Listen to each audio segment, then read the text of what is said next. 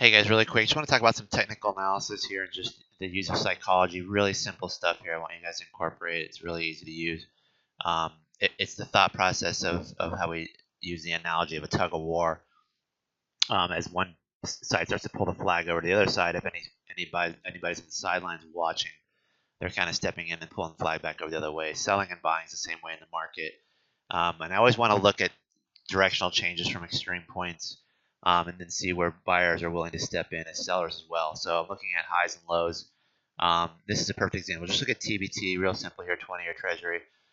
We want to look at the move that we had, a significant move, one that breaks over a previous high, a pivot high or a pivot low on selling. So this move here is a great one to use. We go back up and we pop into this trend line area, and then we pull back down. So the area from this move to this move, I want to measure and see where the buyers are willing to step back in. And obviously, this is the area here back in July 20th where they stepped in and bought this pullback 21st. So that's where I want to draw a trend line from. The upside, I want to look at areas, like I said, I'm always looking for areas of sorry about that, of common intersection. So I'm looking at these outliers up top here. You have an open above and then a failure. You have another open above, a hold. Second day open above, failure.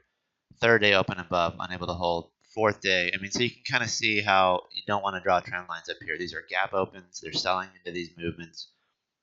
They're hitting the 20, and then they blow right through. The volume pops on that day as well, from 3 days down, with lower volume. So this tells me this area right here is definitely some heavy resistance, this pivot point right here. Not the top of this candle, but this pivot point right in here. Obviously, that rides along the 22, just a hair above it. So this is the trend line that if we were going to continue an upside move, we could have gone up and then retested this line, bounced. We actually closed below it. We made a weak attempt. And this is kind of the analogy we talk about, the sellers and buyers.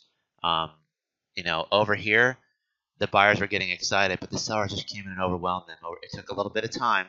It didn't happen in one day, but eventually they overtook them on the tug of war and pushed the prices down. So once again, we're looking at another move like that, an extreme move where we should have ended right here at this trend line.